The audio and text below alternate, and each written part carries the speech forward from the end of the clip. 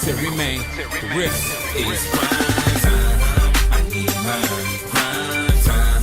I need mine. Welcome back to Yu-Gi-Oh! Capsule Coliseum. This is me finally putting my first commentary, so I apologize if the game audio is bad. That is because I had the wrong setting on. I kind of had it on MP4 instead of MP2. I don't know. But whatever. I've been kind of like dreading doing this post commentary thing. Whatever. Anyways, we're taking on. In this duel, I was taking on Bandit Keith at Treasure Trove.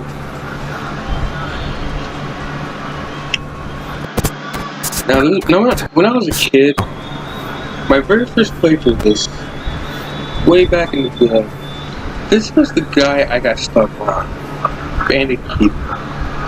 I don't know what is it about this guy. It seems like no matter what I do, I just could not beat. I started getting cornered. Sometimes it just seems like I was starting to do good. No, these two pulls away later on. This is the guy I got stuck on. This made me put down the game for a while, and I eventually came back. And this was eventually like the reason why I figured out that you can actually switch up around between opponents. This area, I actually didn't know that because in Area 1 you couldn't do that. You actually had to do it in order. But in Areas 2 through 4, you don't really have to do that.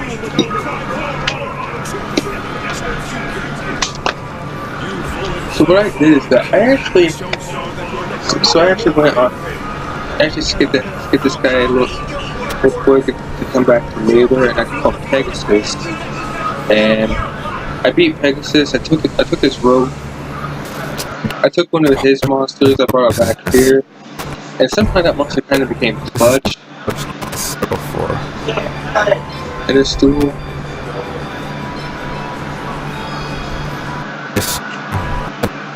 So, yeah, I was able to go ahead and attack first.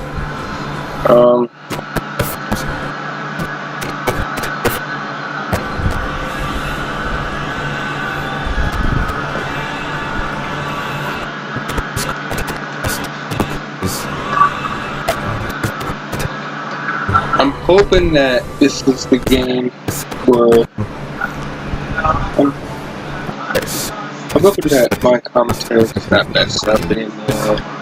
We will see.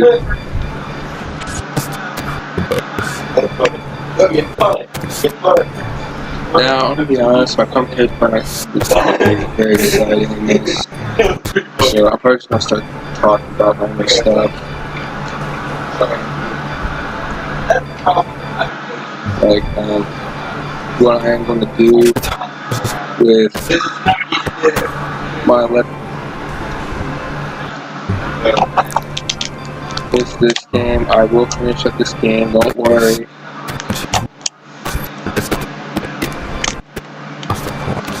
Okay.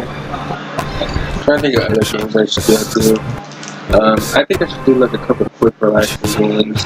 Like, maybe like an arcade-like game, like, I don't know, Crazy Taxi.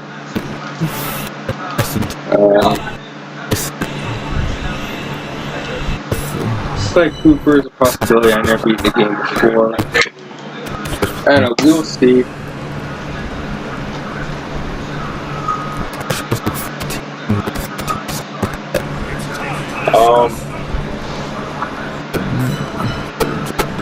But Bandit Keith, in his first appearance,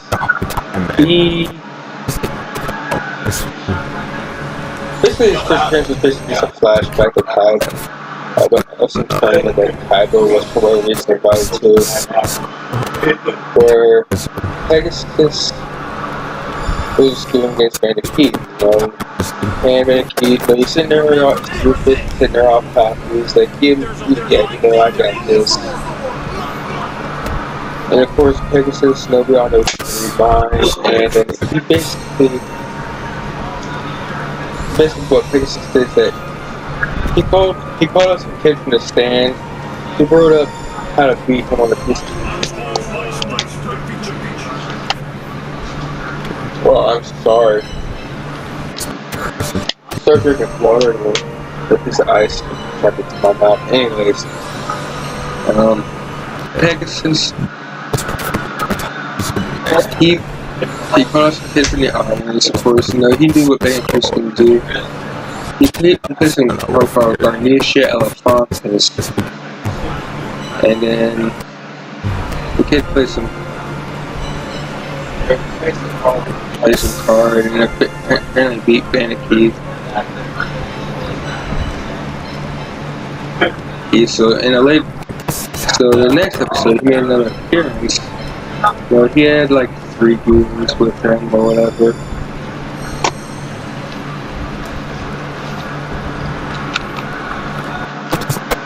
And what Bandicoot wants to do is that he just wants to get revenge on Pegasus because he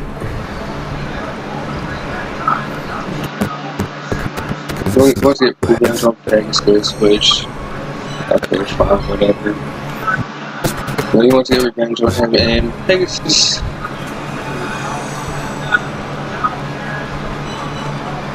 So what happens is that basically he's been telling Bones, basically Joey and Bones got the crazy against each other. So don't worry about Bones, he's not in this game. But basically Joey got into a duel with Bones, and he was basically telling him like what parts to play and what to do and all that.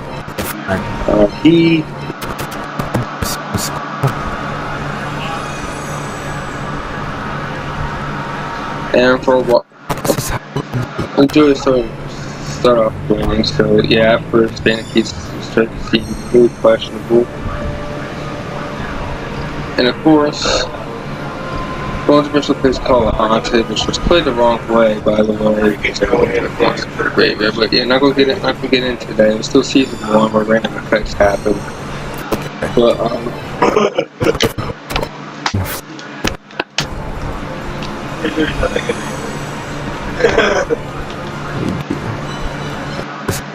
But eventually Bones lost this duel against Joey, and basically Bandicoot eventually just knocked everybody out with the star chips and just heading off to the castle. So yeah, Bandicoot didn't get involved in this. He just kind of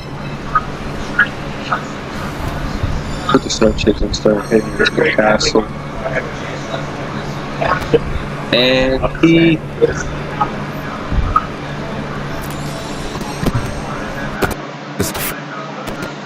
so what happened after that, much later on, so Bandicoot ended up being like one of the 4 finalists in the castle along with Yugi, Joey, and Mom. Yugi got matched up against Mai, but we're not going to get into that. But Joey gets matched up against Bandicoot, and of course, you know, Joey wants to get revenge for locking him in that cave. So, oh yeah, they get trapped in that cave, which they eventually got out. But yeah, Joey. But then, Joey eventually got to do Bandicoot. Bandicoot uses mainly machine monsters, which he really only used 1 machine monster in this game, by the way, which is Barrel Dragon.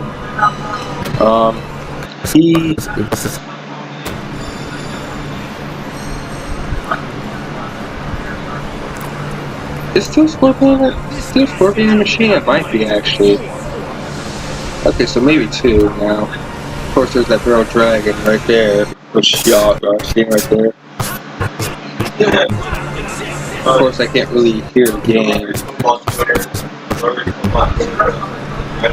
because I'm actually recording my narration in a freaking Windows Movie Maker. This is what it's come down to, huh? It's over for us, man. Okay, so in this game, so Joey, you know, he uses and in the duel, of course, Bandicoot cheated. Basically, what he did is that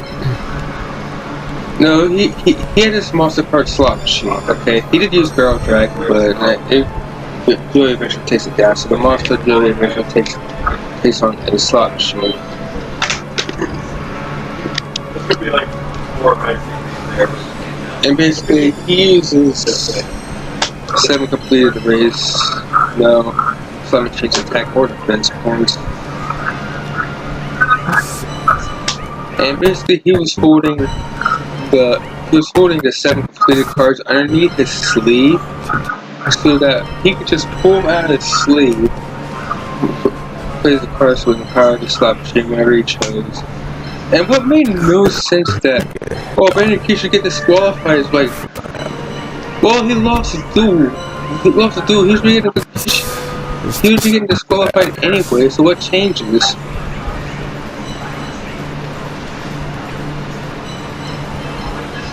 I just never really understood that.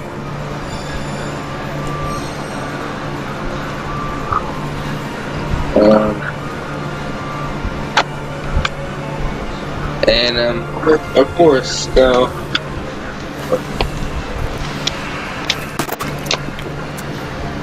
Pegasus had two of his employees try to drag Bandit Keith out. Of course, Bandit Keith eventually broke free. He jumped up onto the balcony, and in the English version, he pulls out. He points his finger at him. In the Japanese version, he points a gun at him. So, yeah, 4Kids never really became good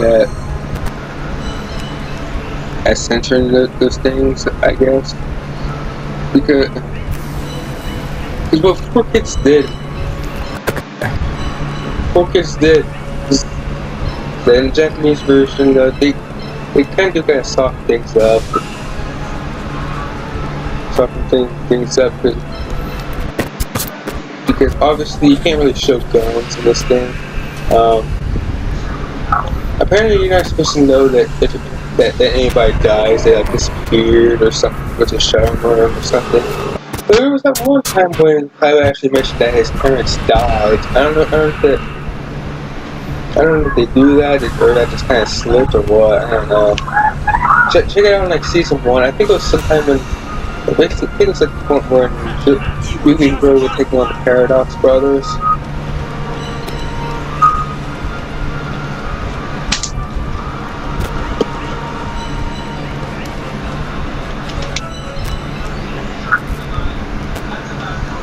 And yeah, people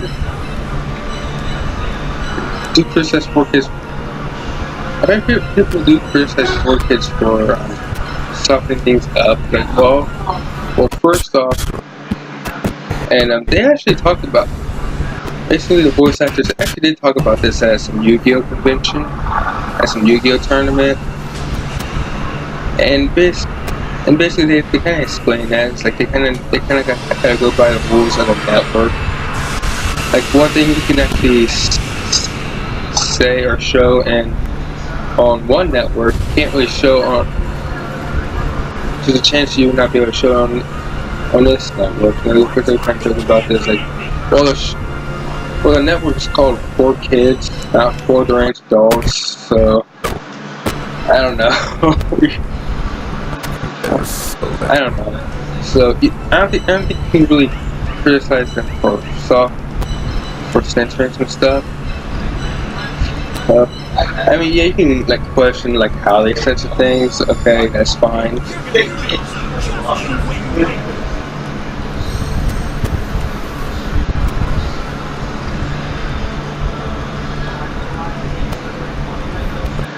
Censor things like, oh, well, in the Japanese version, this guy was holding up a gun.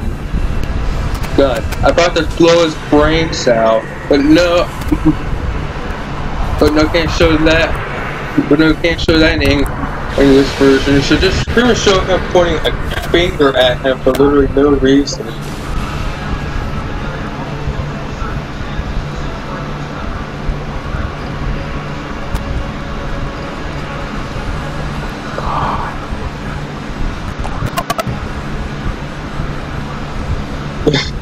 I don't know.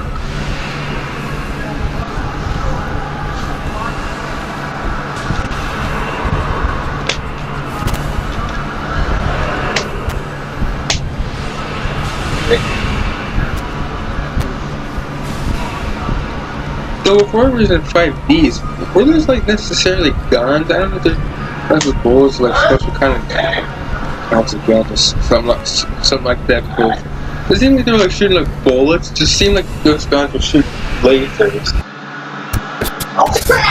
Yeah, I don't know. Yeah, I wasn't really sure about that. It's like, whoa, can they do that? Because I did start watching the Japanese version of the episodes that weren't really out yet, and it was basically like, you know, when the Dark Signers came in, and that was when it blew my mind that yes, people can actually die in the Yu-Gi-Oh series. I actually didn't know that before. It's like, whoa! I can't wait for it to come out now. It's like, no, it gets sent to something called the Netherworld, which, oh, whatever. I guess they can't really say anything. Say that someone is dying, like, I don't know, like Carly died when Sayer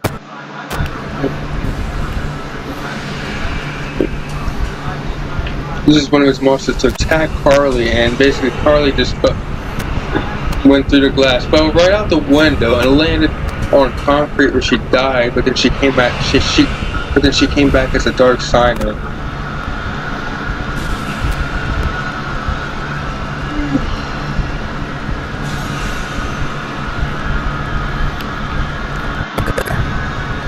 But then it turns out, okay, yeah, they do. Okay, so I guess they do have sense.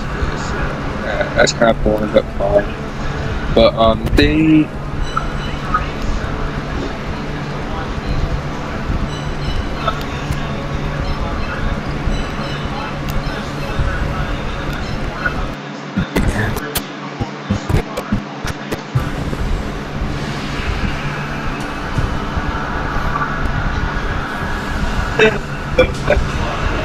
So like later on when new episodes came out, the Japanese version came out, one of the Dark Signers' name was Roman. Was Roman Goodwin? No, Rex Goodwin's brother. And basically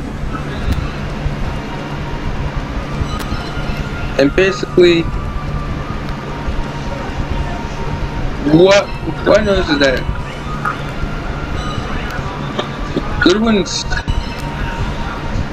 Goodwin actually has protection with them though.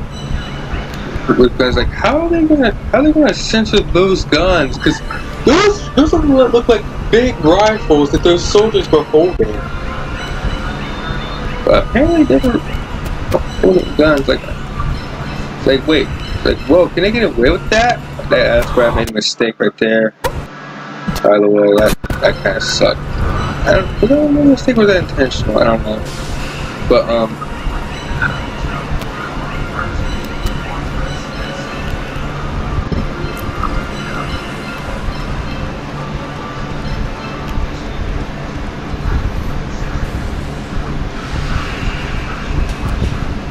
that's where I kind of started joking about. It's like, wait a minute, this. So like, don't soften it up like that. That person just died. I don't know.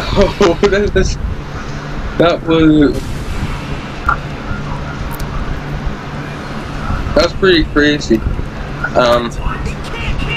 I guess they don't really soften it up as much as Pokemon, because in Pokemon there was like a cemetery in the games that basically says that yes, Pokemon can actually die. And apparently there's like a Pokemon that involved Celebi, and it was pretty much showing Celebi pretty much dying. They eventually saved Celebi, but you know, for like Celebi on die, it's like wait, Celebi could actually die?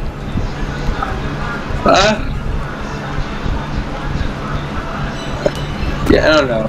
Again, I'm not criticizing for kids for censoring stuff. It's sometimes it can be a little bit weird about how they censor some stuff.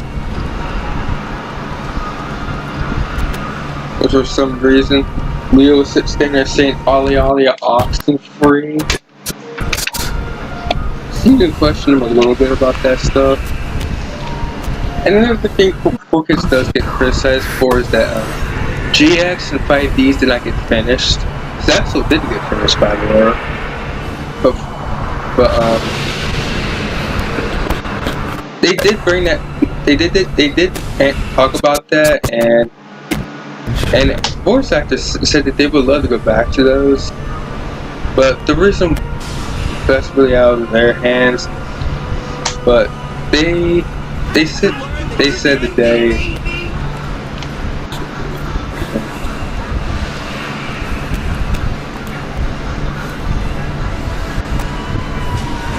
just had like the next one ready to go. But then again, I wasn't really sure how they're going to censor the end, because I think the end was when Jaden was about to duel against Satan. I'm not kidding. Which is basically Night, which apparently is Night Shroud in the earlier episodes. No, Night Shroud, the guy who was taking control of Atticus. Fine and all that, so I don't know. But yeah, apparently that was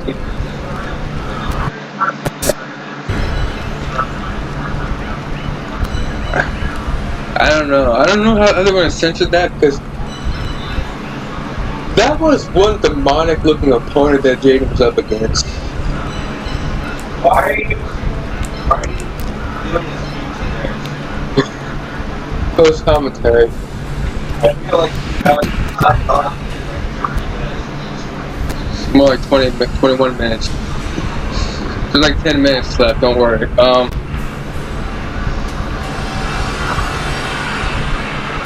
So yeah, I guess I shouldn't really be too surprised. So I'm not sure how they're gonna censor all of that, because that was pretty much when Jaden was taking on Satan.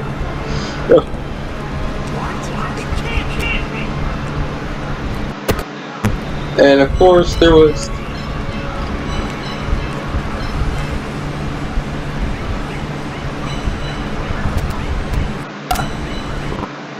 which I think was when I actually only seen it once. I think it was when Satan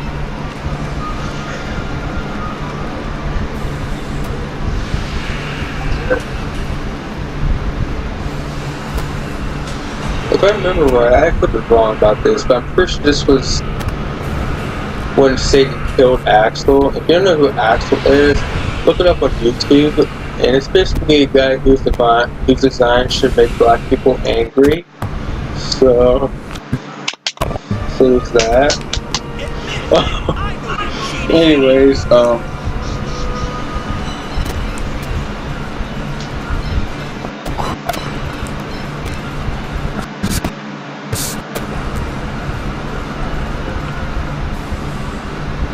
but yeah, this was back when I was still trying to level up my time wizard and my baby dragon. Anyways.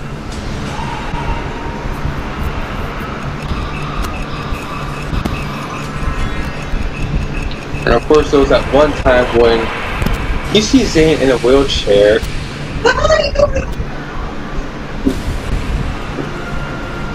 You see Zane in a wheelchair, even though I'm pretty sure, which didn't really make any sense, because I'm pretty sure like earlier in the series, I'm pretty sure Bell killed Zane, so I'm not sure how that worked. So yeah, looks like it's just about 8 more minutes left on this post commentary for this video, because yeah, my live commentary messed up, so I figured it out.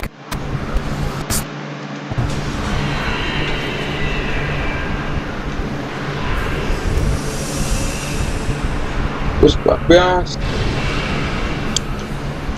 earlier in the series, I didn't really mind Cyrus, but later on in the series, I hated Cyrus because of how stupid he is. Like, even though you've seen these effects happen many times before, you end up being completely confused. Like, wait, why did you do that? It's like, oh my god, how stupid can you be? But then getting granted, in a series, Zane did eventually give Cyrus his deck, so I guess Zane can start over. Which I guess is cool because Zane's deck is cool with the Cyber End and the Cyber Dark stuff.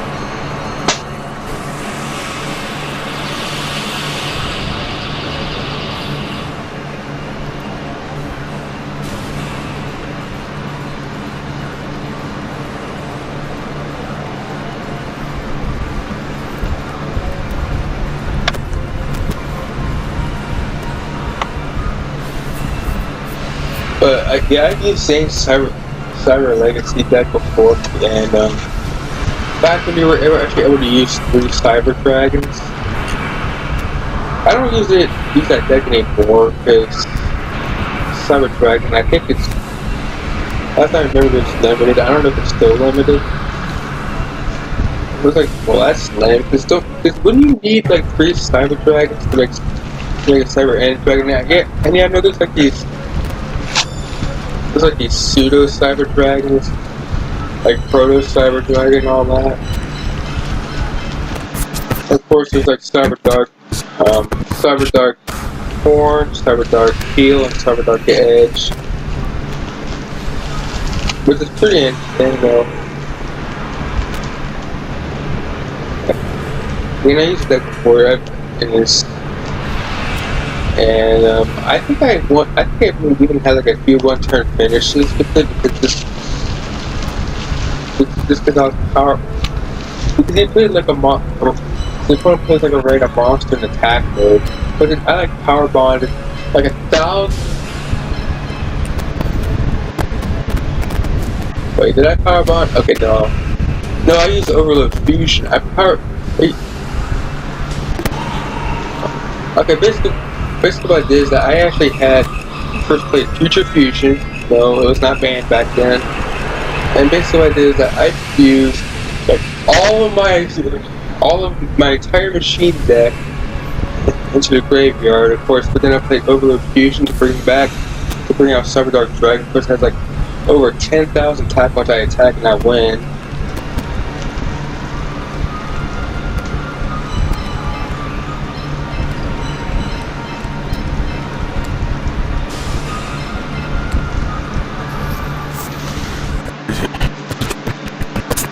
But I wonder if I was doing this back when Yu-Gi-Oh! GX was still the series that was getting released, not 5Ds. I don't know.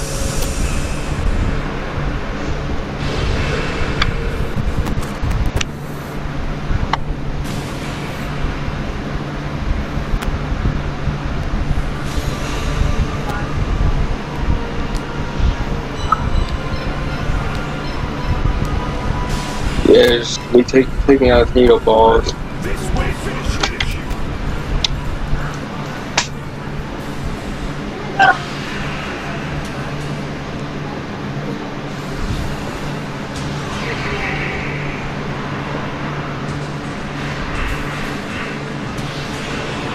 And of course, there was this one duel when you say we're taking on Callan.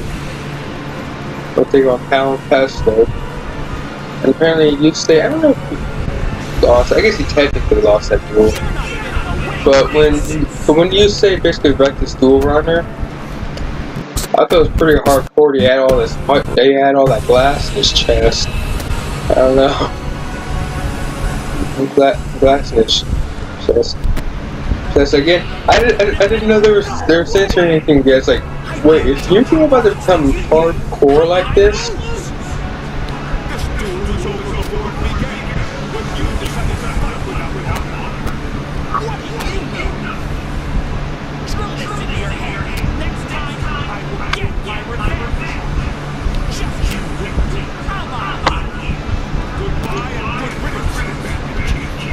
Oh my god. It's like, oh, they censor this stuff. That's boring. Boring. I think where I stopped was basically where they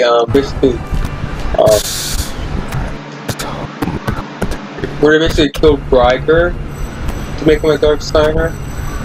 I guess they kill him. I mean, they made him go into some kind of black weird pit. Oh, all of a sudden here he comes, and his eyes are black now. So, Time Wizard gets a level up. First Dragon gets a level up, which gets the ability Dark Judgment.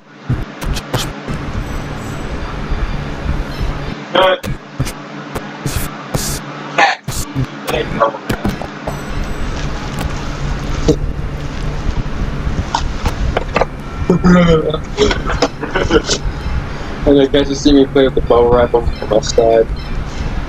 So yeah, that's all I really gotta say for this video.